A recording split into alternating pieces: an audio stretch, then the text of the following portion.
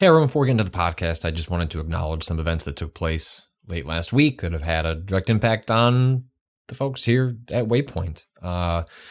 We unfortunately had layoffs come through Vice that impacted Gita Jackson, who's been a regular contributor to Waypoint, someone I've known for a very long time. Shout outs to the Match 3 podcast that I used to do with Gita years back when we both lived in Chicago. And Rachel Pick, who has been is formerly the audience development manager for both Waypoint and Motherboard, and has been someone who's been incredibly invaluable in doing a lot of behind the scenes work to make things like Waypoint Plus work as well as it does. We are going to miss both of them dearly. We wish them both well in finding extremely good landing spots. Any place would be thankful to have Gita or Rachel on their teams. Obviously, this sort of threw off the original plan we had for the podcast, which was supposed to be anime-filled, watching Chainsaw Man, watching Gundam.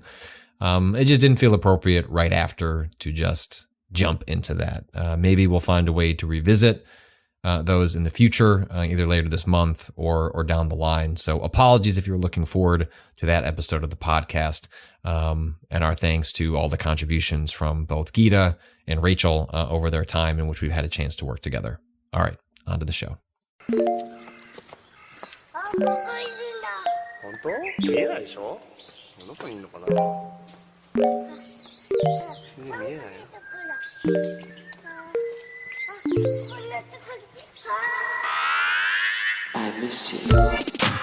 Hey everyone, welcome to episode 515 of Waypoint Radio. I am your host, Patrick Klepek. I am your host, not Rob Zachney. Rob is hanging out with his parents. Is that a good thing? Is that a bad thing? Who could say? But he's doing it, and we're proud of him.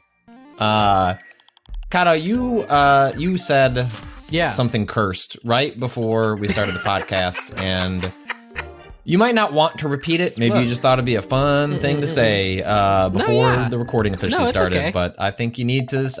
Oh well, all right. Right. Well, okay. Blizzard made this bed. I'm just exposing the bed. Right. They made this bed. Now they have to shit in it. Yeah. No, we've talked about this before, but they said that gilfs are in. We talked about this before. I feel like we must have. Zap this. Oh yeah. Top of the news stack is always like, oh right, I got my Google alert for gilfs plus video games, and I finally got a match on it. Finally got it. I've been waiting 5 years for this Google alert to hit. Top Activision Blizzard story: when a different state organization interferes with a federal court case. Number 1, number 2, gilfs are in. Gilfs are in, baby. Wait, was this just like because they added the? This is me pulling from deep in the memory bank. They added an older lady to Overwatch at some point, and but they made her too attractive. Attractive enough. I don't know.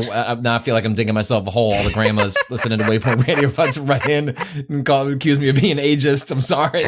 It was kind of a sideways dig at the they released their like analytic tool that like they use on the back end to be like how diverse is our like roster. She's how to turn diversity into a math equation. Yeah, and like one of them was like there was like a age thing in there or whatever about. Okay, all right. One of their older characters, Anna, who people have unironically called a gilf in other ways when she like released back in the day, but like sure, but the you know there was data behind the internet now. Has no bounds. I could believe anything you would tell me. So apparently there was like new news to that as well. I don't know if you saw. I think that was right around when 2 was releasing. There was even more data released at some point, but it didn't make as big of a splash as the first time around. Of just like, here's our weird way we quantify diversity. Here's more numbers. Well, maybe that'll be part of the, addressing Overwatch 2 is add more gilfs. fix the battle pass. You're just coming up your tiers to fix this. Right. This you saying that broke my brain enough that I didn't properly introduce everyone. I'm Patrick Klepek. You are Ricardo Contreras, I suppose. Yes, I am. Thanks. We're also joined by Renata Price. I am the anti-gilf. We're also I'm hearing No, I'm not anti-gilfs. I Yeah, am all right. Well, the now two of us are going to be canceled for being ageist. We're just Cado's gonna have to do an incredible amount of editing to get us uncanceled on that's this. staying there. Okay, well that's fine. I wrote out worse, but I'm hearing actually we are also joined by a special guest this morning. One Chris Pratt. Are you on the line? Yahoo, let's go. Here we come. I don't like how you said that. Like coming off the context on Ren, what you just wrote is get the fuck. Not even gonna read Jesus Christ, Ren. Not even gonna read it. Not even gonna address it. You can just read it, listener. You can just imagine what sort of cursed knowledge Ren put in the chat. The Chris Pratt part of the Mario trailer, which dropped last week at New York Comic Con, is our first look at the movie, which comes out in April. I think is the new release date for that film. The first, right? Yes, because it's gonna be a fucking joke. Come on. I think the movie's actually gonna be pretty good. I don't actually know what date it is. I was making a joke about. I don't think it's April 1st. Yeah, I feel like that's probably not the case. They showed a short trailer. Opens with Bowser, played by Jack Black. We're not really. I guess he's collecting power stars. And he goes and finds the penguins that we all murdered from Super Mario 64.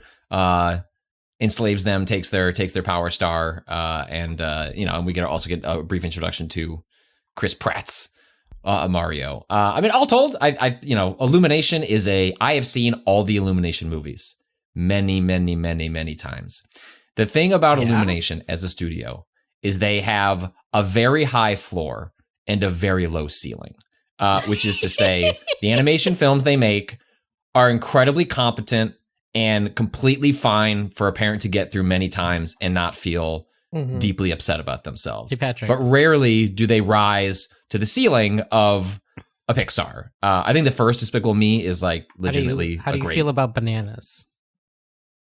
We're talking about Minions here? Yeah. You've seen every single Minion movie?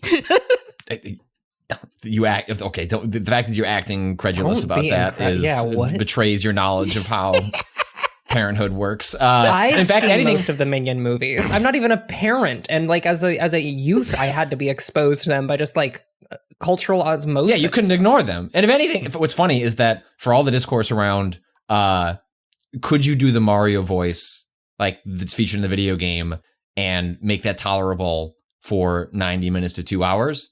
The studio that is making the Mario film has shown that you can have nonsense voice acting for a huge chunk of the film. And not only does it work, it will become a cultural phenomenon. Like, go listen to the Minions. They are like rare dialogue N64 era nonsense. Now, granted, they don't talk for the entirety of the film, but nonetheless, it does prove that I don't know that they didn't talk for the entirety. I've never seen the Minions film, the one that's just the Minions films. They do talk; they are more predominant talkers, but still, those films still anchor themselves around human characters that are speaking around them. But they do talk a lot. I don't know what the proportion is. I'm sure someone has crunched the numbers. I'm sure there's a TikTok that could explain to me the ratio of dialogue of humans to dialogue of minions in those, but. It was all to say, like, the way people were talking about disaster for this film was just like Illumination just doesn't do like their worst, like Secret Life of Pets 2, which is a deeply mediocre movie, is fine. Like, it's fine. Like, so there's just no way for me to not imagine this movie wouldn't look fine. And I actually think like the Jack Black stuff looks fucking awesome. Like, I actually cannot wait to see his performance as that character. Yeah, I mean, like, I think that I really liked Jack Black's take on Bowser. I like, honestly, the whole Koopa section in the beginning. Yeah, it's I was good. Like, yeah, this is great. And then cut to Mario, and I was like, damn, this is going to be what this is, huh? I think that Wreck-It Ralph has done incalculable damage to the animation industry. I cannot. Why? I hate the way Mario looks at this. Style. His head is squished. His head is squished. He's got no ass. I'm confused why you lay this at the feet of Wreck-It Ralph, though. That movie I had video game character. I feel like the video game characters in that movie looks like the video game counterparts. Yeah, they did. Those were like pretty. Like if you were to imagine how that transfers to like a CG film, I thought like they did a pretty on point. No, they did job with those. They did for the video game characters from real shit. Right. It was everything. There are other ways of imagining what like digital spaces and like 3D characters look like. That Mario would be totally at home in the Wreck-It Ralph art style of the like non-licensed characters. Right. Yes. I think this has to tie into it as like, there's the line from Pratt, Mario, and where he's like, "Where is this?" And I think we are absolutely staring down the barrel of a meta story, which is unfortunate. Yeah. I really, it's an isekai. Yeah, shout outs to the Washington Post to getting that on their main account. Really? Shout out to Gene Park. Yeah, did you not see this? No, I missed it. That's funny. Washington Post's launcher reporter, writer. Do they have Gene that? Park, man. You know that Twitter account that's like first time in the Gray Lady or whatever? It's like the first time a word is used in the New York Times. Do they have the same thing for the Washington Post? I don't think so. I think it is not treated the same way. Yeah. But they did get the Washington Post was tweeting that on Maine in a way that was delightful. But yeah, my presumption is this is a like, and it's probably partially maybe explains why the character looks not like quite 1-to-1 with the video game version of Mario that has been pretty. I mean, like the current 3D rendered Mario looks pretty great and feels like you could plop that into a world just fine. But so what you're saying is that this Mario is the pre-mushrooms Mario. He's not on the shrooms yet. Yeah. I don't think so. Okay. I don't know how the Mario lore works. So like, I don't know how that tracks exactly. People can write in and let me know exactly. I don't know what the origin story of Mario actually so even psilocybin actually is. makes you look younger and more vibrant. Yeah, why not? So yeah, I mean, I think it looks. I think that movie's gonna be fine. I think that movie actually might be great, and I think Pratt is gonna be grading. But it will be the rest of. I think the rest of the movie will probably be pretty enjoyable. The one thing that was kind of sort of interesting was watching the different the trailers in different languages, right? So specifically the one, I think it was the French or the Italian one, but like, well, how are they going to approach doing their voice acting? And they did not approach it like specifically the line of it's not let's go. What does he say? What does he say as he's here we come? Yeah, that famous Mario. The one line. I saw, I think it was the French. I think it was the French one that like added a little, flourish to the voice, which is like, hey, there's a way with it you can do this that adds a little bit of what you remember. I will not be shocked if, to some degree, that is addressed between this trailer and the next. Voice acting can be patched. That is something that like I would imagine the second trailer will like specifically try to address this point with people with Chris. I don't know. Do people want that? Do they want Chris Pratt giving this a shot? I don't know if that's what they really want. Like given the two scenarios, Pratt just doing Pratt voice or Pratt making a valiant attempt, maybe not valiant, but an attempt at Charles Martinet. Is that what we want? Do we want door B to be opened? I do. I do because I feel like that's the most chaotic option. That's true. That is the most chaotic option. You're right. I want door B open very badly. Also, I just did look up the French trailer I've listened to. This motherfucker's doing a full Mario voice on some of these. He goes, yeah, no, it's good. Yes. Like, yeah. No, I agree, bro. I do. You know what? Yeah, here we do come. I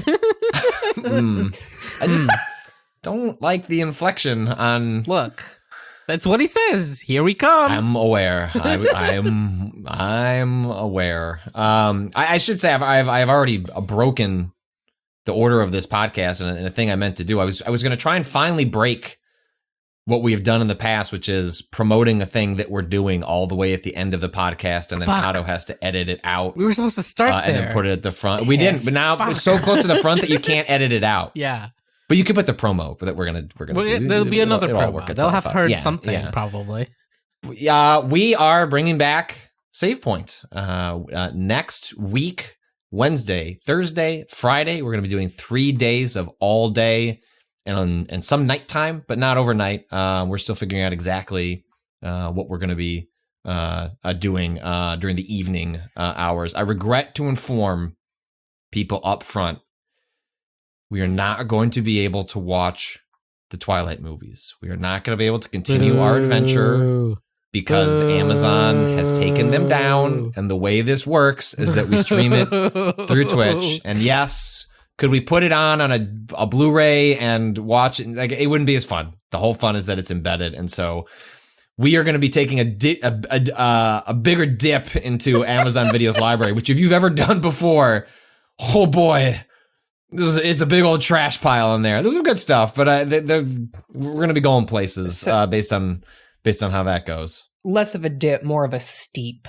Yeah, we're going to be swimming down there, and we'll see what we find. But yeah, all of us are going to be in New York. Natalie is going to join us, and hopefully we'll have some guests. We're still finalizing exactly how that is all going to work out, but we're going to be doing lots of stuff, playing The Quarry, playing... What are other things that we're doing that I can safely say won't change between now and then? Now, we're only a week out. Why does this keep happening to us? Well, I need to do a final sweep because now I want to. I mean, it's mostly finalized, but I've had some ideas. I want to get in. We'll be playing a board game. Cado, we need to figure out what that is. Board game. That is that is one of the things that we need to finalize. That is contingent on a couple of things. Coming together. There'll be some tactics. There'll be might be some Wii Sports Golf. Might be ranking the hottest monsters.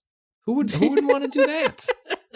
If you'd like to tune in for that, that'll be Wednesday, Thursday, Friday. We will be starting streaming around 10 Eastern, going till around 6 o'clock Eastern. And then, like I said, doing some stuff at night. That'll be at twitch.tv/Waypoint. And everyone is going to start gathering in New York. Rob will be out there, I think, on Sunday. I'll be out there on Tuesday morning.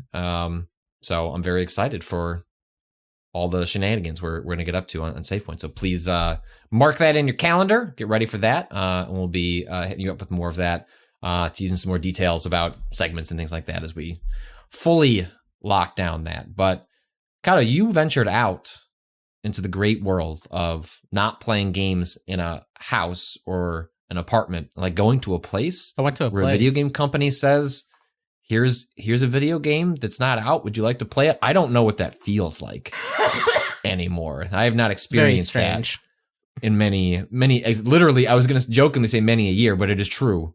Many a year at this point, as we are, 2.5 years into COVID. I have not gone anywhere to do anything formally like this. But you went to a Square Enix event where you got to play handful of games, including Forspoken and Crisis Core, the Crisis Core remaster. I don't know, which one do you want to try drop us on first? We can very quickly hit Crisis Core because I actually don't. I've never played. Did you play the original? I did. The PSP Crisis Core was a PSP right. Final Fantasy VII spinoff. It came out around the time of there's been two great arcs of Square trying to turn Final Fantasy VII into its own property. Mm-hmm. One of those was around the time of the release of Advent Children, the animated Final Fantasy VII movie, which I've never seen. What was that? Because it didn't look very good. But I know people quite like it. And then they put out things like Crisis Core, I think some other stuff. I can't remember exactly what was all part of that Final Fantasy VII sort of celebration. But that was the last time Square Enix was like, yes, we're going to turn this into its own property, separate from Final Fantasy's own continuum. And then, obviously we have the series of remakes that are occurring, and now it has them revisiting Crisis Core, which is a game that all I remember about it was that it had a really cool battle system, the specifics of which I could not tell you about. Damn it. Anymore. This is what I was wondering. Because they said it's not a remake, it's a remaster. And I wondered how closely the battle system hewed to the original, because it does. It does. Isn't there there's a gambling system or numbers? I'm So that one's specific. The real thing that I was curious about is whether or not it was turn-based or similar to Final Fantasy VII Remake, because this one is similar to Final Fantasy VII Remake in that you're walking around and attacking in real time. I think that was true. I think that was true of the original game. Okay, so and the special system is there's a roulette in the top left corner, and every time you cast, I believe it's when you hit a cast spell or special ability, one of the three roulette things stops, and then depending on what combination of numbers you get, a special ability will trigger. And how much? So you have no control over those numbers. That is just sort of like once that triggers, then it's it's almost like surfacing. It's surfacing the RNG basically, and like allowing kind of gamifying. Well, I mean, things that are happening behind the scenes are happening in front of the player. But can you manipulate it to some degree as a result? Like, I guess you could get the timing. Yeah, I think if anything, you might be able. It's they're spinning pretty fast. I don't actually know if the I'm looking at this now. This is really fast. It's really you not fast. be able to. I don't think it's really manipulatable. But Oh, I see. So like this person just drew 3 Sephiroths. Right. 665. And then, so is that what triggers an attack? Is actually like the silhouettes that are, like lock into place? Once they lock into place, something happens. And the most common one that I kept getting was no MP cost. Like, and so like for 20 seconds or whatever, all of my spells were free. So then I instead of using my like regular attacks, I would be like, okay, now's the time to kind of go all in on magic and try to figure out how to best use this new ability. And sometimes you have another bar that's called like action points or whatever that does like special moves, and it's like you can build that. It has a similar thing where it's like now you've got no AP costs, like keep spamming your special moves and all that. Mm-hmm. Sometimes there's like a limit break type thing if you get, I think, like 3 7s or something. But most of the time it's more like you're balancing because spells have a cast time. They're kind of harder to use in like this real time sense where you have to time them really well or else you're going to get smacked in the face for using a spell. But you want to try to get one of those special abilities rolling and then like react to whichever one you get and keep going forward. So it's an interesting little twist on the like kind of a randomized element to combat that otherwise you might be following into sort of predictable patterns. Especially because this one is unlike Final Fantasy VII Remake. You only play one character, right? In Remake, you had at least you could like set someone up as a caster and you can have them do all the magic and then have Cloud attacking with this big sword and all that. Like you can kind of and bouncing between the different characters you had out was really fun. This one you're playing as Zack in this one, right? Who is like a soldier in Cloud's unit. And if you have played, I won't spoil it here, but if you have, we won't spoil Final Fantasy VII. The remake, like because what it is choosing to do with the timeline. That's an important distinction, Cado. Yes. Like what it is, like there is a really important thing that happens related to this character in the remake that totally changes how a lot of things can play out. And so I do think I'll be curious if any of that bleeds. Did they say anything about like whether when they say remaster? Yeah. Is that them also distancing from, hey, none of the storytelling stuff that we're doing there is bleeding out into this. Yeah, I believe that's exactly what they said that specifically. They didn't say that specifically. Okay. They were just like, we're using remaster because we haven't changed. It's not as changed as like something like Final Fantasy VII Remake. Remake means a specific thing now because of Final Fantasy VII Remake. So no, this is just a remaster. But essentially, the original was a prequel to 7. So in theory, this will still lead into the events of 7 in some way. But like, we'll see. I don't actually know where that game ends as far as like how closely adheres to I don't remember where Crisis Core like where that links in, but I guess I wouldn't be shocked if the main game didn't change anything, but that and then there's a cutscene at the very end that links in, given that we should be hearing more about that second installment of Final Fantasy VII next year. When does this come out? Soon, I believe. Crisis Core December 13th. Master. Yeah, so before the end of the year. And it like part of the way you can kind of tell it was a remaster too is the cutscenes. A lot of the cutscenes that I saw were very like, oh, this is very obviously made for a different like for a handheld situation, right. but they just replaced the models and the environments with higher res models, right? But like they didn't actually change. It feels very, this is a handheld game that we've blown up. Yeah, it's the way the mouse are flapping feels of its era, Yeah. as opposed to Yes. like gone back in and re-rigged Totally. the animation. I do think I was reading a couple stories and looking at some videos of this while you were talking, and I guess they have changed the voice actor. Which is at least one notable change from a nostalgia perspective. People have some strong feelings in the YouTube comments of this IGN video about the original voice actor. I can't. Again, I played this because people praised the unique approach to the combat. Like, even though I liked Final Fantasy VII, but didn't feel the need to watch Advent Children. Like, I was like, I'm good. Like, I don't necessarily need 100 stories in this universe. There's also my Final Fantasy VIII standing, talking, my like just bitterness over getting none of that for the one that was my favorite. But I'm it's hard for me to imagine like carving out the time to completely play this all over again, although it will drop at a time when like be heading towards a break. Right. But I have very fond memories of this combat system, like just feeling wholly unique. It's like weird to say. Love to have gambling in my video game, but there's something actually kind of quaint and cute about the fact that it's taking, for folks like myself who like occasionally like to do like mild forms of gambling that don't turn into a problem. Like, part of the fun is the risk, right? Is like, I don't know what's going to happen. Yeah.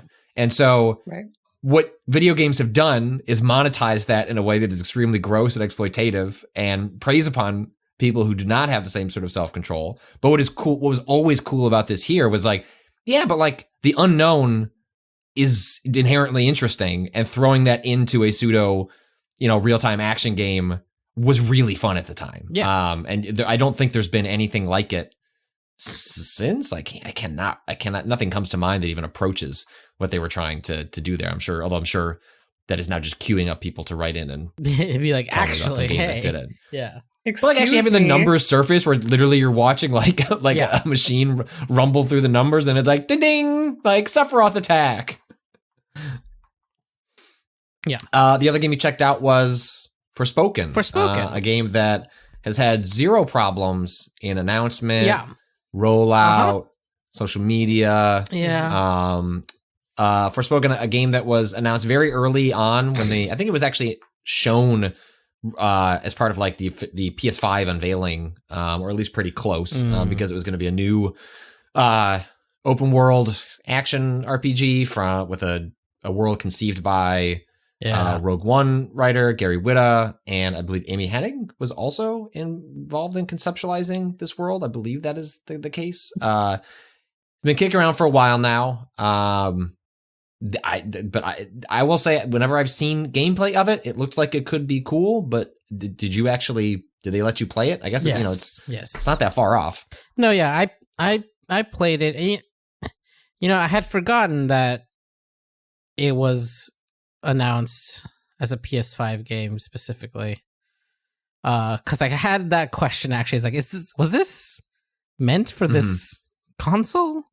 It feels like they're trying to get like some sort of DLSS like technology to do a lot of work that it is not doing very well. So like technically speaking, the game is pretty rough. Yeah, it the demo I played like had an open world section with like 5 objectives that I could like go do. I did them out of order because I like to fuck with things, and it didn't break. That's good. But like, gotta do a little mild QA when you're at a press event. Yeah. There's like 2 things about this game that are kind of off for me, and one of them is you're essentially a magic user. So you're casting a bunch of spells. The character like falls out of our reality and into some magical world, and it turns out they're also hero magic bound. Now I do magic. Yeah. The quips aren't good. They weren't constant, but they were frequent enough that it was noticeable. But mostly it's weird. It feels like they have more things they want the character to be able to do than they have buttons to do them with, or they've like assigned buttons in a way where like they're stacking abilities on the triggers in a way that felt kind of unintuitive and strange. You basically have a couple different like sets of spells that function a little differently and have different elemental stuff. Like there's like elemental resistances playing into, sometimes you'll hit an enemy with a rock and it'll be like resist, and you have to, I have to switch to my fire now, so you swap over to the other set. And but Are they swapping that on the D-pad, like, or something like that? No, so you hold R1 and then you use the left stick. You get a spell wheel. You get a spell wheel. You hold L1 and then you hold the right stick to the right, and or actually, sorry, you hold L1 and R1 together to swap between your fire spells and your like rock earth spells.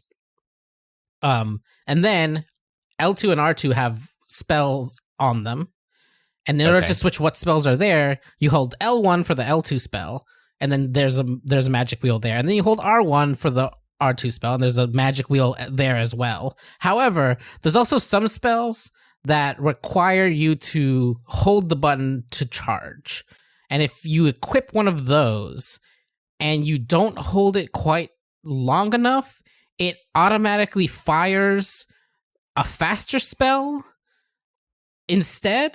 Like it thinks you're trying to tap it on purpose, thinking that you might be doing. So there's basically an example is here. Oh, so like you're supposed to like hit, like if you're hitting a meter and you don't actually hit it, it's still going to produce like something, a weaker version of that spell. Well, no. It's basically let's say the fire spells. There's one fire spell that is you pull out a fire sword and do like a quick 3-hit combo, whack whack whack. There's also a different fire spell that is you hold it down and you throw a javelin, a fire javelin that explodes on impact.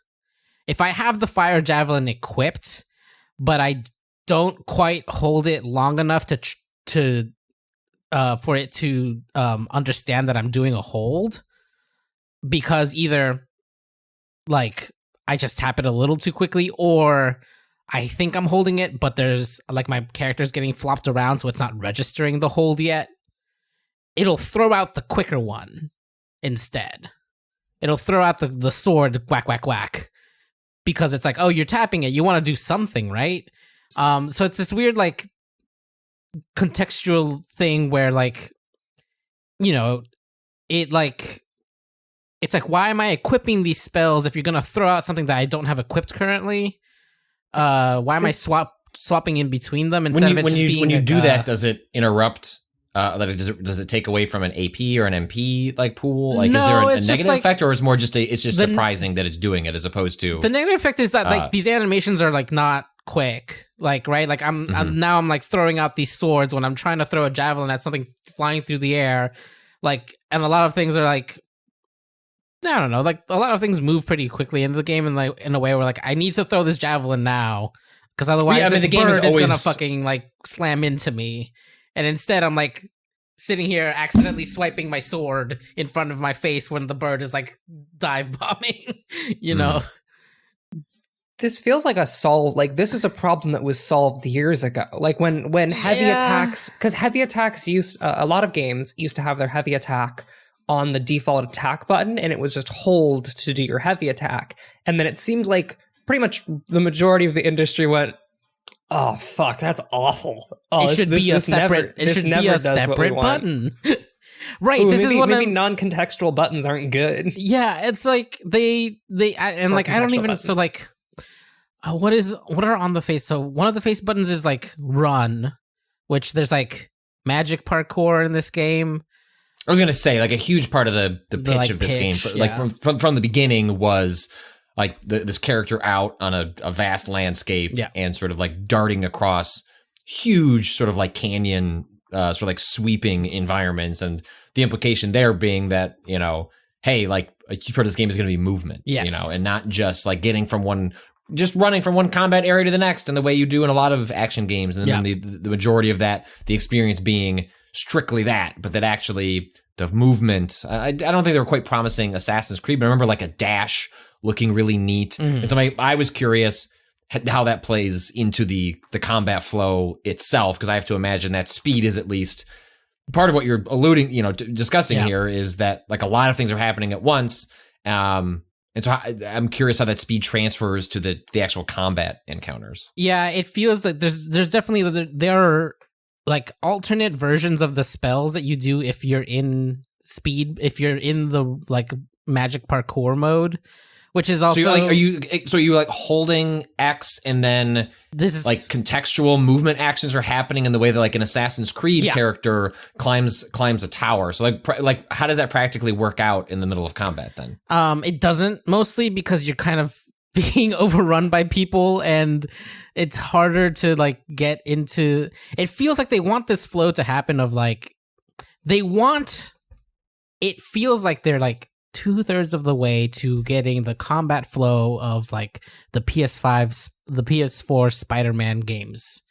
And that this is it feels like that is what they're aiming for, and they're coming they're coming up short in a bunch of different ways. Like first the like kind of clumsy contextual like buttons are just like not conducive to that sort of like quick rhythmic, you want to like kind of chain things together sort of combat. Well, and even Spider-Man itself is building off of Arkham, right? In which like Arkham is a strict hit, dodge, counter. Yes. And then Spider-Man is playing in that same universe, but is adding all sorts of contextual events, whipping around, grates and barrels and things like that. But it's building off that same lineage. And it sounds like what you're describing here is an attempt to do that with like a bigger emphasis on speed. Yeah. Compared to those two. A little bit more range. I mean, even Spider-Man has like, the web, there's like enough like of a good mix of like the ranged and melee stuff in that game that makes it feel good that you can string those two things together.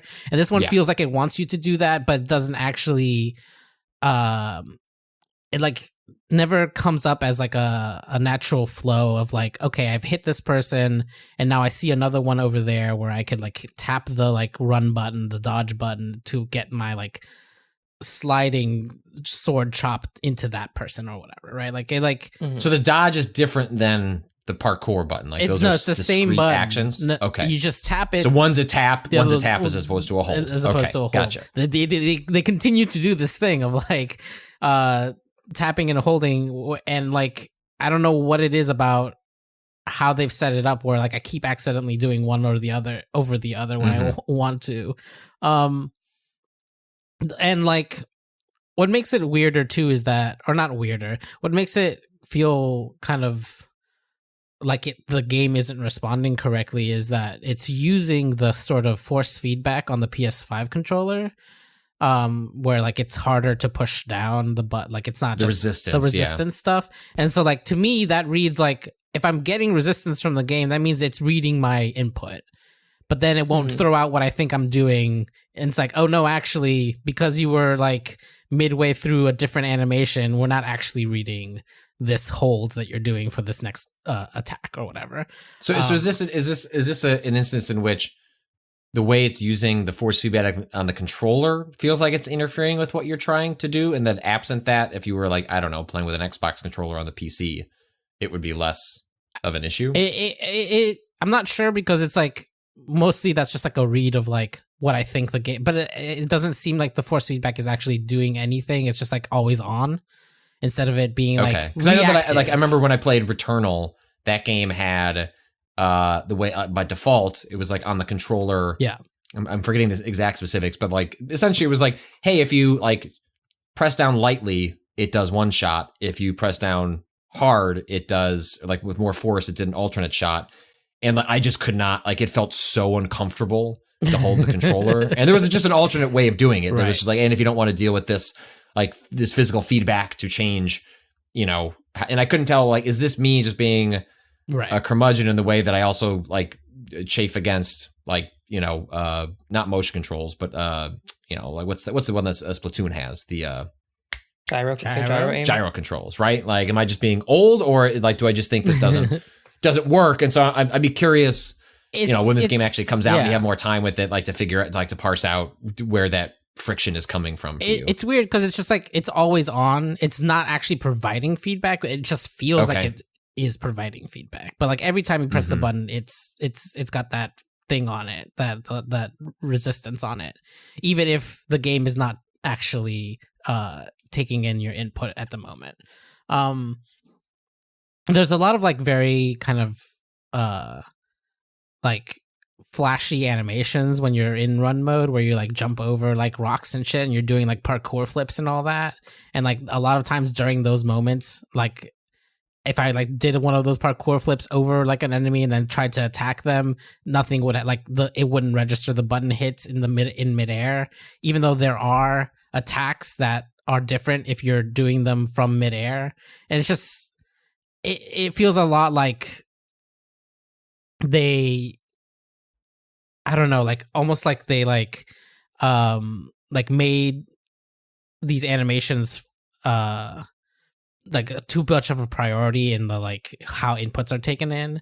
Like there's no way to interrupt some of these things, but it feels like if the idea is speed and kind of flow, like it should allow. Right, it feels clunky compared to Yeah. not to always invoke souls, but like that is part of that is like, hey, big long animations, but it's intrinsic to the flow of the combat, and you learn to adjust. It doesn't feel wrong. It doesn't feel against like the intent of the combat. Like it's like, look, do these cool like attacks. It's like you were saying earlier. It's like a Arkham or a Spider-Man where like you can kind of like flit between enemies and all that, and like it seems to want to let you do that, but doesn't really accomplish it.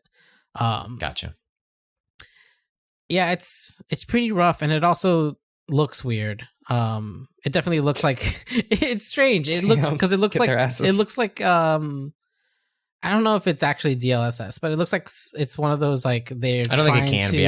I think there's been. No, yeah. I believe the PS5 and Xbox hardware is capable of having something. I'm speaking slightly out of my ass here, but like it is possible for those to some version of that to become part of the current generation of consoles. Right. But that is not something that currently exists or is being taken advantage of by developers. It's like one of those like we're kind of faking certain parts of this, and then as they like pop in or pop out, it looks like extra like pixely sort of. It's weird. It's like sometimes it gets really sharp, and then sometimes it like there's too much happening and it totally falls out. Interesting. And I don't think I've seen another game do it. Is the weird thing. Like I'm not sure what like engine they're using or like what the like particle like stuff that they're using is, but it looks off. It looks like it's a PC game that's been down sampled for a console. It is using the Luminous engine, which is their in-house the Square thing. The Square thing. Did Final Fantasy move to Unreal? Was that I can't remember if that was built in that or not.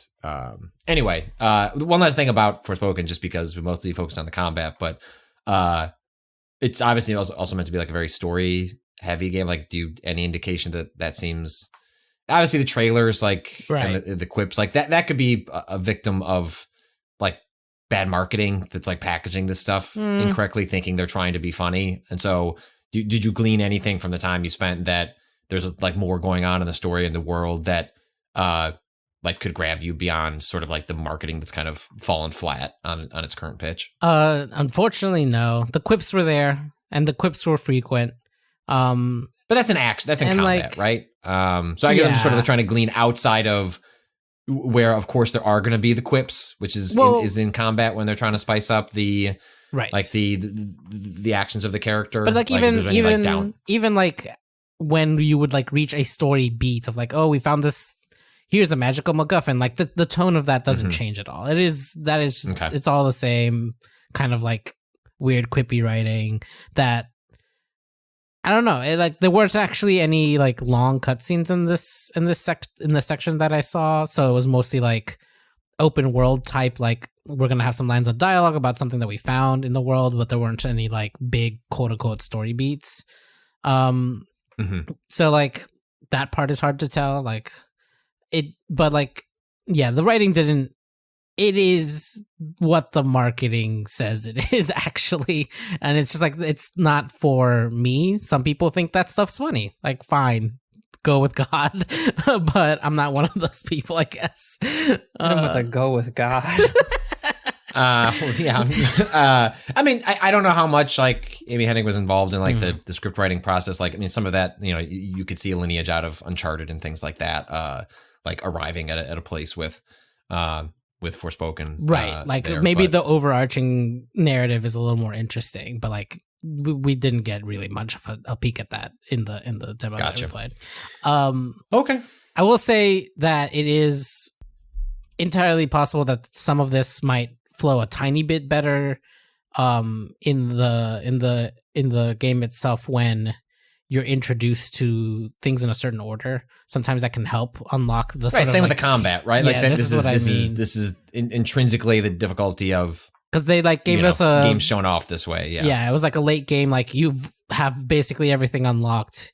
Here are some of the combos, do them, and even in that, it's just like did not feel particularly fun. All right, well that recently got delayed. That is next. Oh yeah. Year. Well, like I mean, recently, like in the it's been delayed a couple times. It was supposed to come out this spring, if I recall correctly.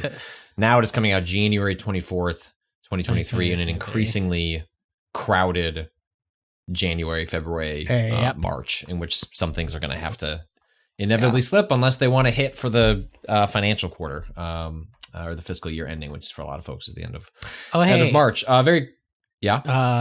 Quick thing. According to this Wikipedia article, it is coming to PC, which has me wondering whether or not PC, PS5. Yeah. It feels like some of the like flashier things might just have been like, we can do this on the computer, but the PS5 is actually struggling a little bit, which is unfortunate. Yeah, I mean, and also those optimizations come really late in the process, so we'll have to cross our fingers that stuff gets worked out, so at least we can judge the game on merits other than the characters popping in looks gross. So yeah, January 24th, 2023. Very quickly before we cut to a break, I finished Return to Monkey Island, an absolute delight of a video game. Truly sublime writing, story, like a more emotional heft than I expected. It really is like two creators coming back to something that meant a lot to them many, many years ago, and bringing like the weight of those years to the storytelling, but not in a way that is like, it's a sad, like time to make the sad Monkey Island game. It's not that, but it's more, you can feel the weight of time on it. And they bring that to bear in the storytelling, in the characterizations. And it's really good. It's the pacing of the puzzles is excellent. I only consulted the hint guide 2 or 3 times and never to fully solve a puzzle. They were all excellently written to just give me gentle prods in the right direction when I like just wasn't clicking on what I should do next. But broadly speaking, the game flows extremely well. It's a lot of fetch quests, and that gets a little samey towards the end during a particular sequence of fetchy quests, but the writing was always so good. The characterization was always so good. The worlds were so good that it didn't matter. And like that's frankly these days what I want out of one of these games is to be just mildly challenged. I just want a tiny bit of friction. I don't want a ton of friction on the way towards experiencing the world and kind of poking around. There is like the game does have a hard mode that has extra puzzles. And you don't, for the vast majority of the game, you have no understanding of what those are. Like, it's not like the game is signposting like, hey pussy, like here are the puzzles you're missing out on because you didn't want to play on hard mode. Cado's video feed turns into Cado, your webcam is dying. Oh yeah. I look fine on my end. Well, what if I told you that was not the case for everyone else? Nice. It's honestly concerning that you think this looks fine. If someone looked at me while they looked like this and said, I look fine on my end, I would be like, well, you have become disconnected from reality. It's sort of, for a little while, you looked like an old TV, like the when you would like change channels where there was nothing there and you get all the gray static and colors. That's what you looked like. Amazing. So there was one sequence in Return to Monkey Island where I was finishing up one puzzle, but then talked to somebody about, can I become part of they alluded to this club you could become a part of. And you can ask, can I be part of the club? And I forget it was the game or a character prompts up and says like, hey, there's a bunch of things you can do to get into this club. You don't need to do it. You do not need to get in the club to advance. If you want to do them, you can. You have found this puzzle, but it's cool. You could just keep going forward and we're not going to require this. And so like reveals, I like found one of the layers of, oh, here is something that would have been a requirement to get to the end game on hard mode. But here I've just sort of stumbled into it and it's still present. I can go find those objects, piece that together, become part of that club, but I don't need whatever MacGuffin object that the game would require of me on the harder mode. And so it's just really, really exquisitely well designed from top to bottom.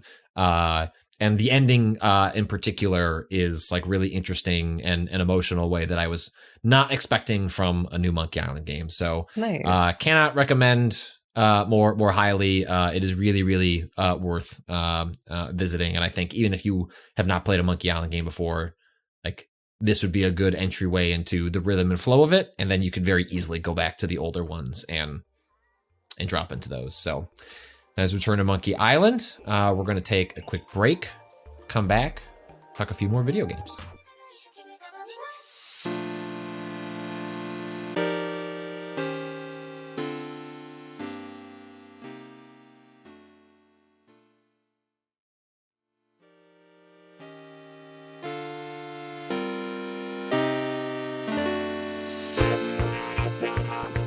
And we're back. We're doing some more cleanup on Steam Next Fest demos. One that I know, Ren, you found particularly striking and interesting. Some of the praise you put upon this demo was, if the hyperbole matches what is in here, makes me very excited to learn more about what is happening. So please tell me about Season. So let me be real clear. I do not think I am hyperbolizing when I say the thing that I'm saying. I think that Season may end up being one of my favorite video games. Not of the year. No, full stop. And I want to get ahead of this and say that in, I believe, 2000 and earlier this year, a piece came out by, I believe, Rebecca Valentine about the game's developer, the lead developer on Season. The studio was on their previous game, and a founder of the studio, Davro, is an asshole and is like a creep. He owns the studio, is not supposed to have that much creative influence on Season, but that is currently in the air because apparently he did start working on the project. So I just want to be clear. Game made by an asshole at a studio that has been tumultuous, to say the least, in the last few years. Yeah, there's just if people want to read more about it, you're right. It was by Rick Valentine, published in January of 2021. It's over at Games Industry Biz. The headline is Scavenger Studio creative director accused of belittling, screaming at groping employees. The deck is current and former employees of Season Studio say Simon Darvaux's toxic actions were enabled by its co-owner. So if you want to read more details about what exactly happened there, make sure and seek that out. Yeah. All of this is to say that Season is probably some of the most excited I've been about a video game in a really long time. The game is premised by you are leaving a small isolated community up in some mountains. And as you leave this community, you are going through to catalog what is effectively framed as the end of the world. The season, which is a not just like a weather phenomenon, but a ontological phenomenon, is changing, and you are there to document the end of the age. And so you go around and you take photos of things.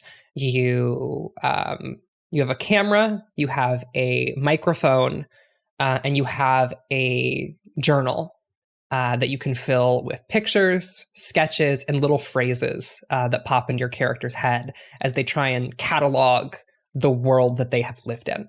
How is that visualized in terms of like, is this like you encounter something and then the game just plugs that in? Are you like, do you have any sort of agency over what's being written down? over what's being written down, the character will say phrases, and it adds them to a book of phrases that you can write down. So the writing is probably the most buttoned up part of it. But the other thing is you can just pull out your audio recorder and record quite literally any sound. One of the things that I did before leaving the village was I pulled out the audio recorder and I just turned that shit on, and it captured the ambient noise of the wind blowing and like the specific ambient noise in one spot of this map. And I was like, I think this character would want to gather just 30 seconds of the background radiation of the place that she is from. And this isn't sort of like, hey, here's a checklist of 7 things you got to do in this village before you go. This is you sort of role-playing what you think the character would want. Like, what is the relationship between the abilities that you have and what the game is like asking you to do? It's right in the middle of those two things. Okay. So basically, there are some things where the game has particular things it wants you to do. For example, there is a doctor who founded the town, or who did not found the town, but who basically became its de facto ruler and made the town what it is, right? You go through the world and you see murals, and the game is like, listen, before you go, take pictures of these murals. They're important. And you go through, you take pictures of the mural, and you put them in your sketchbook. But there is also other pages where it's like, okay, here is what the character will comment on. So like, here is how full you are in terms of stuff in this particular area that your character will specifically address. And you have a little bit of insight into that, but you don't know what it is. It's not like the game is telling you, hey, here is what they care about. It is like, oh, cool. So like at one point I walked past a coffee shop that has poetry nights, and my character was like, oh, my dad used to do poetry nights here, and said that to herself. And I was like, oh, I bet if I take a picture of this, there will be some additional information. And I got additional information. I was able to like get that photo, right? And so other things, the game doesn't highlight for you at all.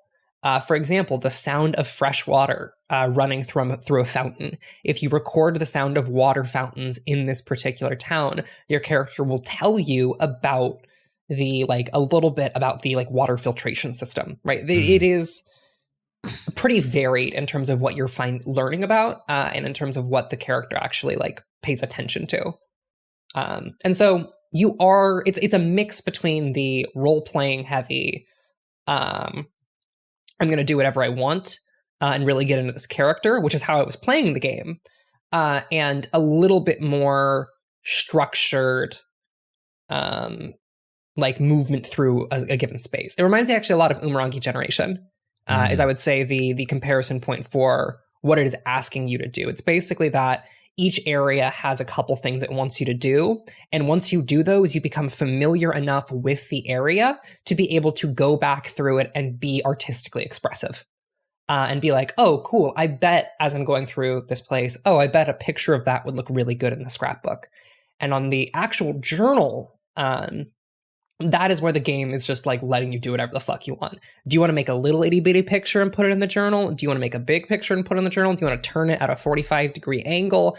How you connect information and the narrative you are building is really interesting. And the game makes it clear that your history will be incomplete and you are not crafting a catalog.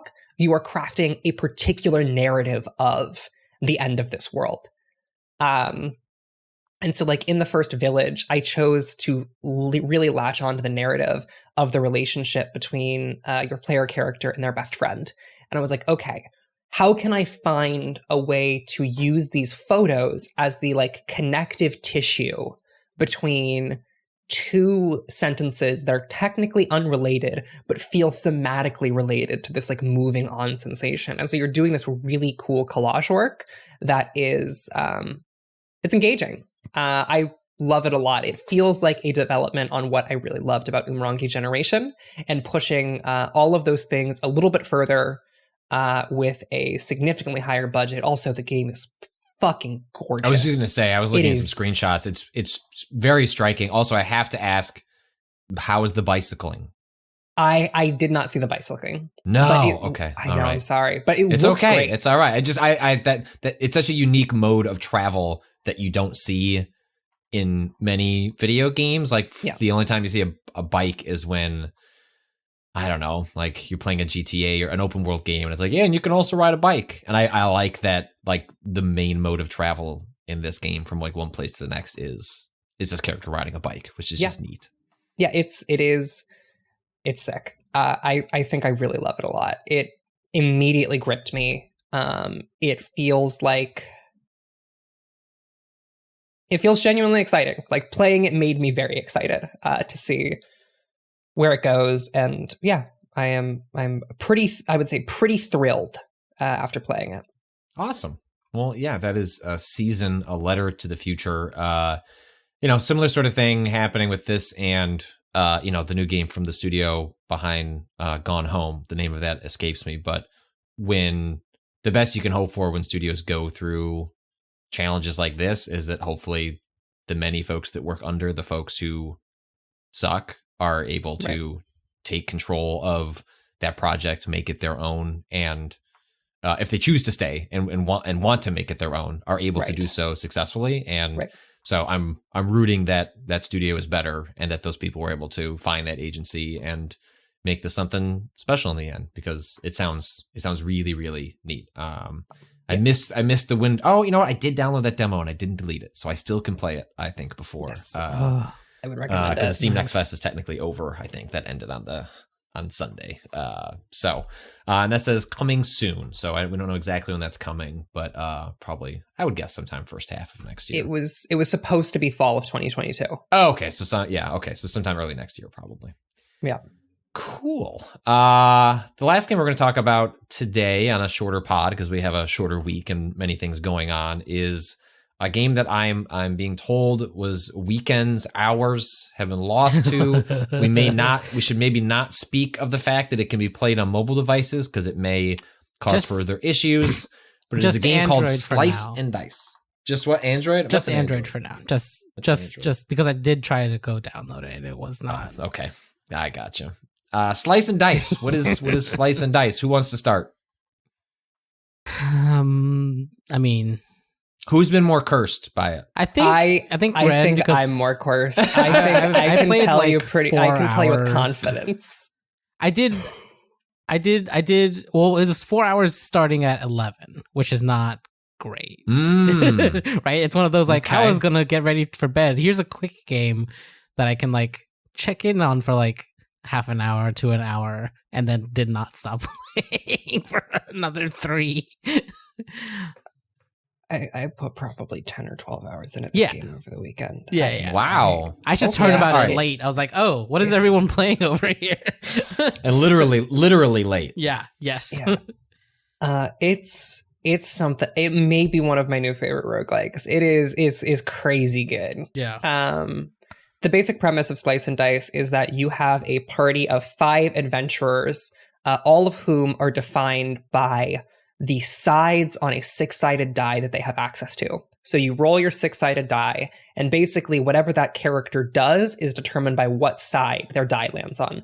So, for example, the Ranger has 4-sided die. It's not 4-sided die. 4 die sides with something on it, and then 2 blanks where they do nothing. So 2 of the sides are do 1 damage, range to an enemy, and cleave. So it hits the 3 people near them as well, right? Another one is deal 2 damage, ranged, engage. And engage does double damage to a full health enemy, right? And so each of these characters has a unique, basically, sides to their die that they are rolling, some of which are way more interesting and engaging than others, some of which are way more involved than others. And then the enemies also have this same combat system where they are rolling their own die with 6 bespoke sides. And basically you're Yahtzeeing it, where you're roll the die, I'm going to take these ones, these are the good die, the ones that you don't want, you re-roll. And you keep going. Certain die trigger when they get rolled, and so you want to re-roll them over and over again. And there's a ton of different. They are really pushing the amount of ways that die can interact with each other. in a way that I find really engaging. Yeah, it's really spectacular in its presentation too, of just like after you kind of go through a very short tutorial, it makes a lot of kind of intuitive sense as to what's happening. You see the like which people are being attacked is kind of shown through like their health being a different color, because it's like this is how much damage you're gonna take. But as you kind of like clear enemies out or like change the board state, like that updates, and it's just like very easy to kind of grasp in a way where there's like a lot of shit going on, right? Like you've got 5 characters on your side, and the other side usually like can vary between like just a couple of goblins to like I once fought a lich that had like 5 skeletons on their side, and it has a very well designed efficiency of like the way it presents its data that kind of like makes it all fall away to like, okay, I'm rolling these dice, I'm making these choices. Yeah, as Ren mentioned, you Yahtzee it, but to be more specific as to what that is, like you can choose specific ones to hold on to, and just the like, because a lot of these die have like, you know, they'll be like 2 sides are like it's a 1 damage attack, it's a 1 damage attack, and then there's that one side that's like, but this side does 3 damage. And you're always just like, what if I could get that 3 damage side? Get the 3 damage side. Oh, fuck! Should I just leave it out there? I have the guaranteed 1. Should I hold it? I hate that Cyclops so much. I fucking hate that Cyclops. I want to beat the brakes off of his ass, and yet, yeah. And there's a couple other like standard RPG like mechanics of like there's like a front line and a back line, and if there's people still in the front line, you can't attack the back line. So like there's ranged characters that will really fucking do some fucking damage. So like you really want to figure out either having a ranged character, or if you don't, like you gotta kind of rush down the people in the front line. Another thing that's interesting is that when your characters level up, you don't get, it's not like a kind of traditional RPG where you're like putting any points into stats or like you're picking a class. You get a choice of like a random choice of like 2 of your characters could level up. Here's the class that they could level up into. And those are randomized. So like sometimes you're making choices based on like, well, I don't want the healer to turn into that, so I'll pick this fighter upgrade instead, even if the fighter I was hoping to get a different kind of class. And the classes are very distinct and interesting. I got a really fun, I think it was called I'm trying to remember what the name of the class is, but it was a very interesting class where like all it had was like 2 huge attacks that did like, it was like 6 damage, but then like on the next turn you couldn't do anything. Yeah. Which was really fun. And like the ways that the magic can kind of go is really interesting. You have items that you can equip that gives you different you can kind of fuck with different sides. Most of them is what they do. Some of them also give you like different little stat boots, but like really it's like I had a thief once. The thief is kind of rough to begin with because they have so bad. Yeah, well, but they're also very good because they have ranged attacks from the go, right? But there's only like what, one or 2 of the sides are ranged attacks. They have 1 ranged attack and then 2 melee attacks, and that's it. And so you have a 50% chance every roll of getting jack shit. Jack shit. The thief doesn't do anything. The thief is hiding that turn. But then I found a like bow that changed to the top. The way they do it is interesting. They basically splay out the dice. So like there's a center square, a top square, bottom left square, and then 2 squares to the right. And all of the like upgrades for your dice, all the items that you can use on those dice kind of place things in different areas. So it's not like there's like those choices become more interesting than just like, oh, this is always going to be a good upgrade no matter what. Like I got one that was like the center block becomes +2 mana. And I had that on my mage for a long time because it was really good. But then my mage like leveled up and like the center block was actually a very powerful spell. And I was like, shit, I really wish I could put this anywhere else on the dice. But the fact that it has to be in a specific spot just makes those decisions a little more interesting to make. One thing I saw when I was reading up on the game, like one of the notes is that they undo actions as much as you like. Each turn is like a mini puzzle. Yes. Yeah. How unique is that? I mean, both of you are much more familiar with it. Like, is that like unique that you were given an opportunity to treat it as though you can go up to the precipice of a choice and then come back? Infinite undos are very rare. Yeah. I would say. Like, usually they will limit them, and this game is actually like very kind because, well, it has to be. It has to be like this because eventually you're getting to the point where you are fighting, say, for example, 7 gnolls and a snake simultaneously. And it's like, okay, cool. I have to do every single turn of this basically perfectly, or I am going to die. And so a lot of games that don't let you go back and fix things, you don't need to as much versus this one where it's like, fuck, I misplaced this one variable. And so now I have to completely reset my whole turn and do it in a completely different order. And to be clear, the thing that you have a set number of rerolls of the dice. You can't undo rerolls. The dice rolling is always locked in. What you can do is choose a different order of operations for each of those attacks or whatever the die side that came up is. So you can see the attacks play, like, in theory, that what they will play out of like how much damage you're doing, who's dying, but you can set those all up before hitting execute and then and come back. Yeah, you can go through and be like, oh, actually, it would be a better order of operations for me to put 2 shield on the berserker before he attacks the spiker, which does damage back at you. So I should do it in that order instead of just having it attack up front. Things like that is like, and then like, yeah, I feel like I haven't seen all of the. Each time I play it, there's a new class I've never. Like there's played 100 with. total. There's like it's so many, and so like having played it 4 hours straight into like the very very late at night, after thinking I would be able to peek in at it, like I was getting obviously still getting new classes every single time, and it's just so engaging. I mean, the game advertises having 100 classes. So, yeah. Not shocking that you were constantly running into new ones. Well, this is cool. Slice and dice. Very neat. This seems really neat. Hopefully, it comes sick. to iOS at some point. Although there is Windows and Mac versions. You can play it. I was playing on their computers of choice. I was playing on desktop, so. But I would love it on a phone. Fuck, that's so good.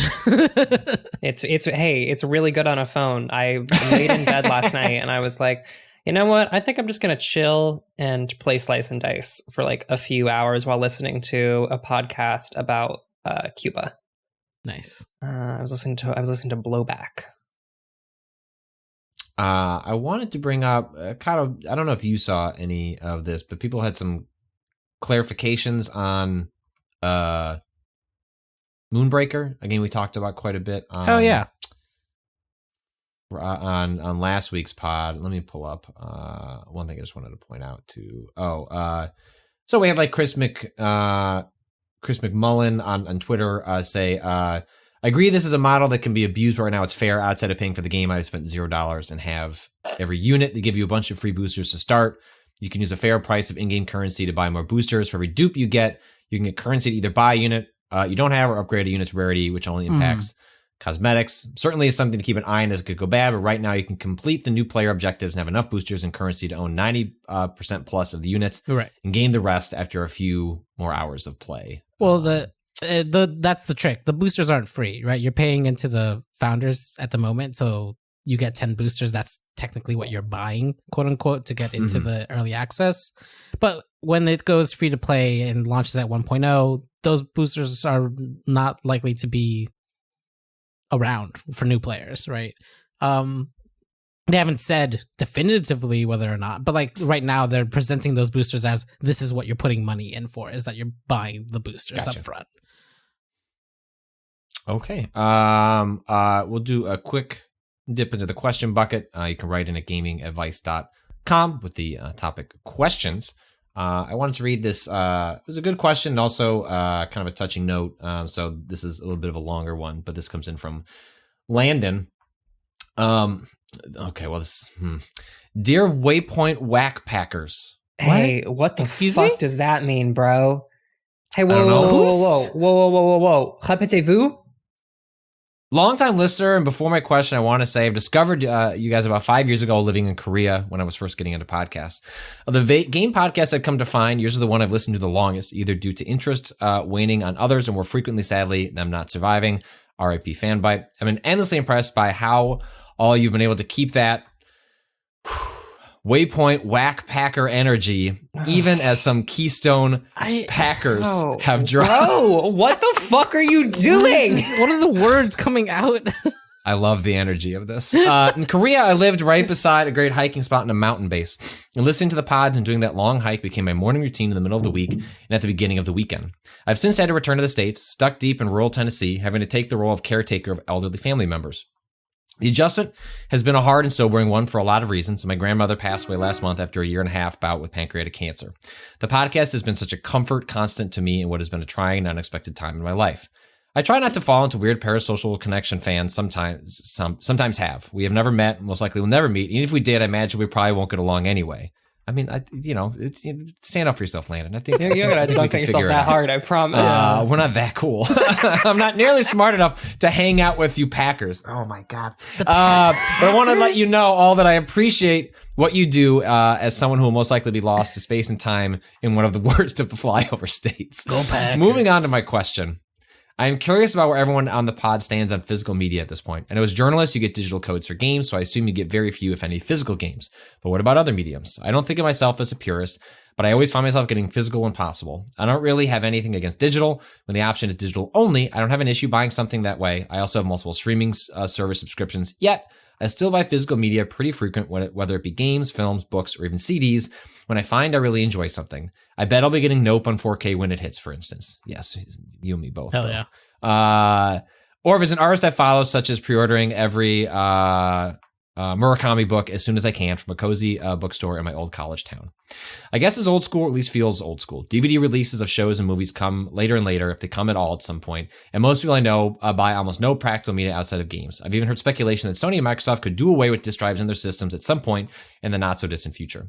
Have you all completely foregone the physical in all mediums and gone in all digital? I'm especially curious with the newest and youngest Whack Packer thinks here is I feel like Ren grew up at a time when digital access started to become more the norm and physical media began its decline with the masses.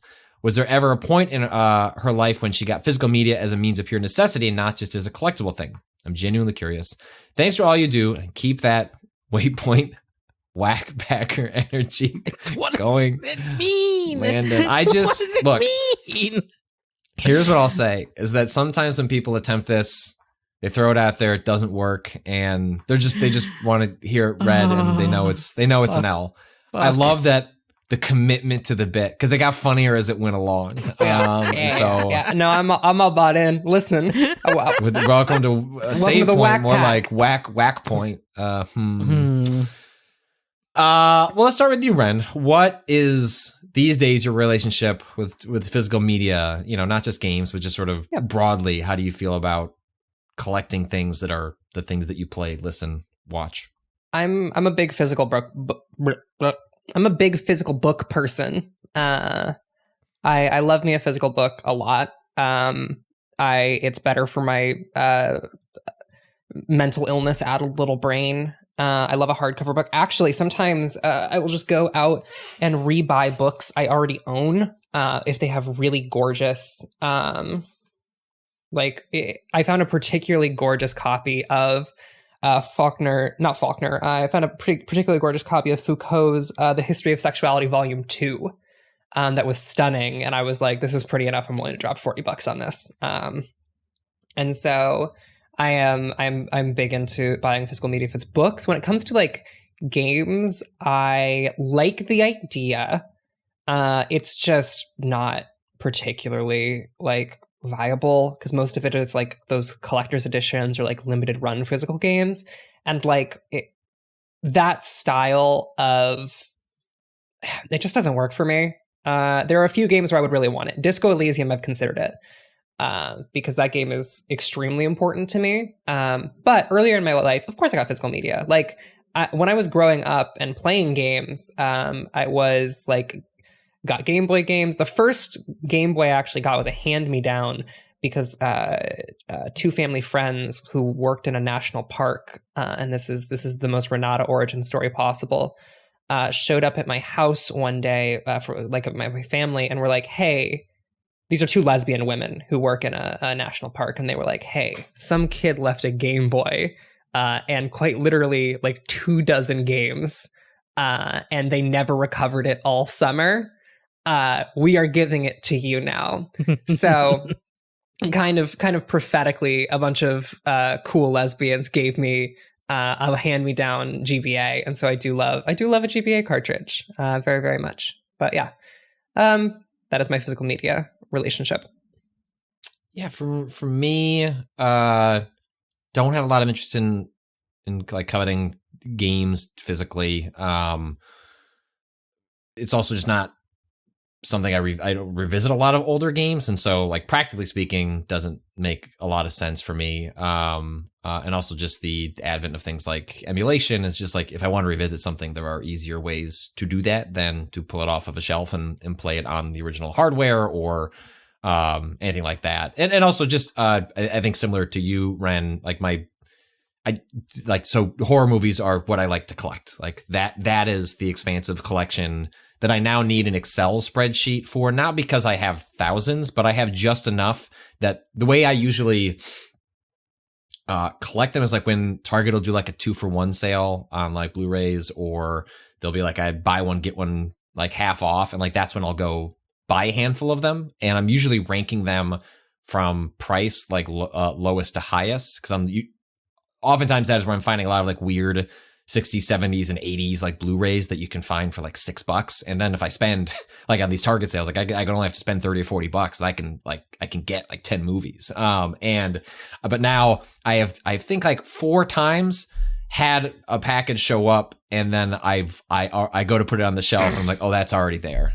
I fucked up. Like I already bought that for $5 on a previous sale. And so now I need to make an Excel spreadsheet so I can check that before I cash in on some sale that's going on. But for me, it's like I rewatch horror films all the time. It's very meaningful to me and my wife in terms of our relationships and our interests. And it's one of those things that as I've said before on this podcast, it's all displayed very prominently on a shelf, like in our family room, so that you will see that adorned with a bunch of other figures and things like that. It's like very much, you cannot look at that and not come away with, oh, like this is a shelf that reflects the personality of this family in some way. And so that's for me, that's the one that I go out of my way to collect things on in an environment where otherwise I don't really collect things. The other, I do collect like every Stephen King book that comes out. I will pick up the like the big version of that. I don't need no paperback. I like the big obnoxious book that barely fits in a bag.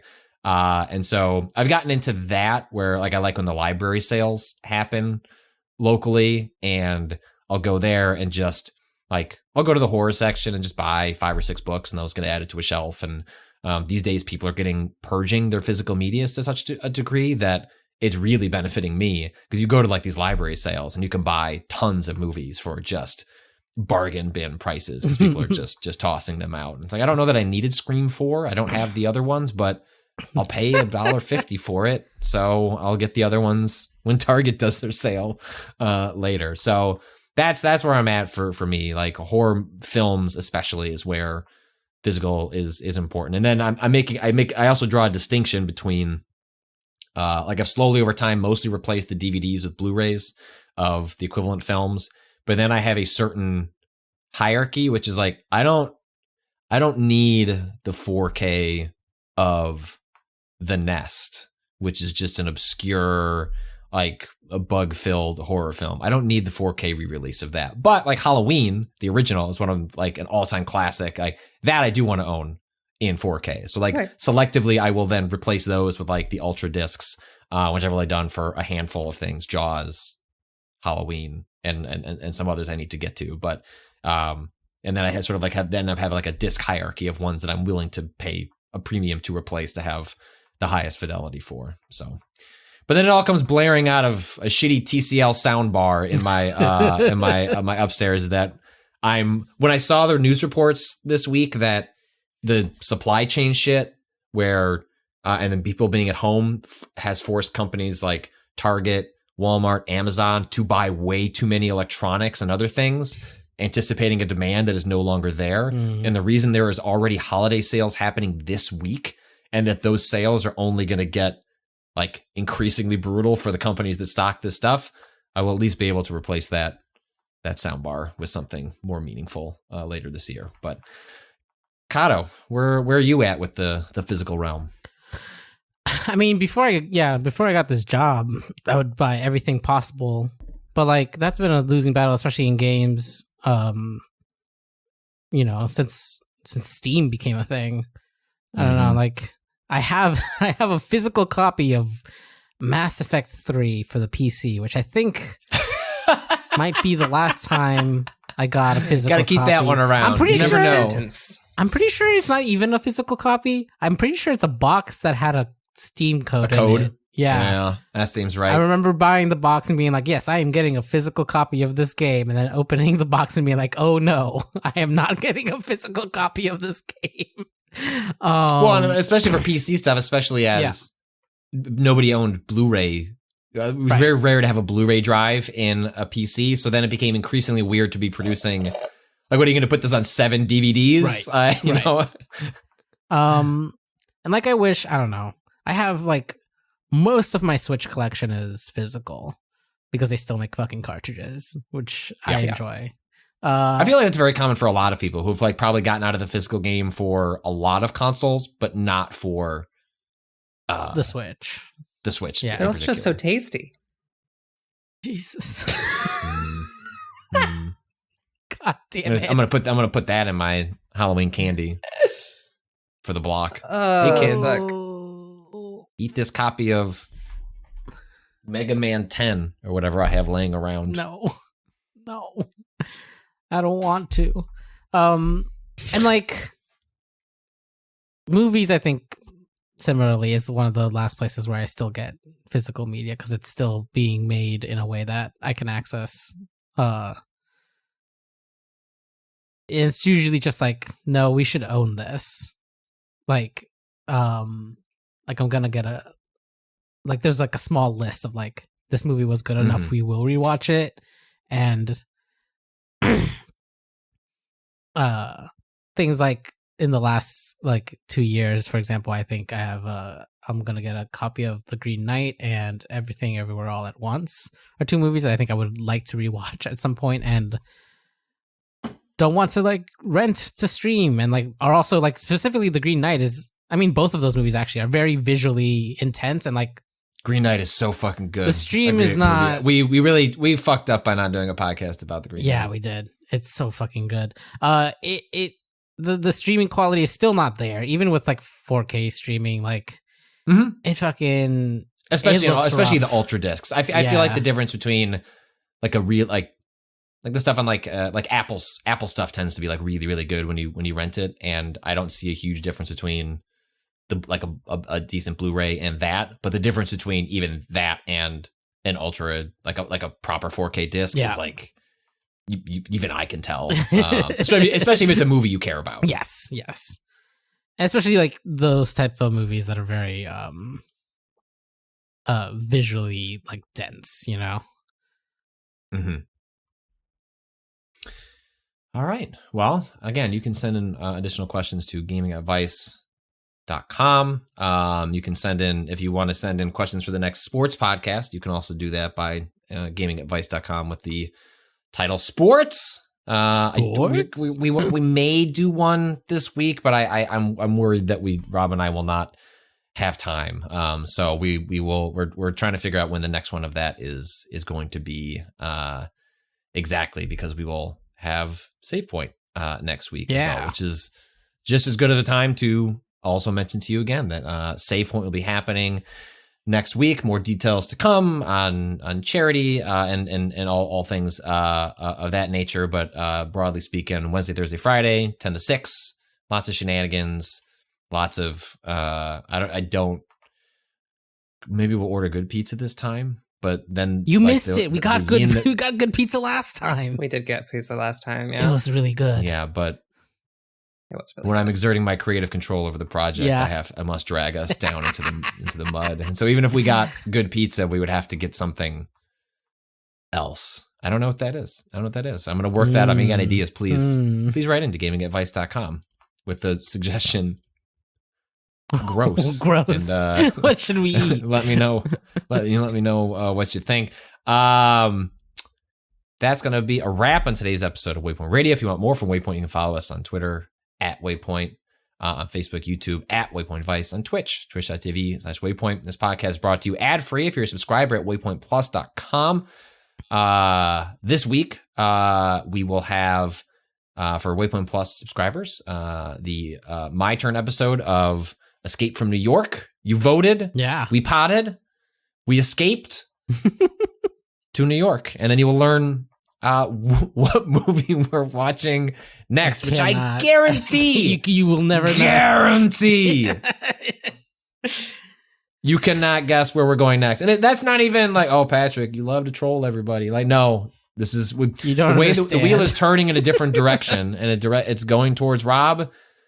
And Rob could have done the Rob pick. He told us the Rob pick, and then he went in a different direction, which is a joy. And I cannot wait to watch that probably after Save Point. So you want to find out what that is, you can do that sooner by subscribing over at waypointplus.com. You can also read what we're writing when we get time to write over at waypoint.vice.com. I recently did a feature on finally closing the loop on Chain Shop Braden Moore, someone I've been writing about for 6 years at Waypoint. Almost the entirety of the time I have been here, I've been writing about this Twitch streamer who has been trying to beat their own impossible level in Super Mario Maker. They have spent more than 4,000 hours in 6 years doing it.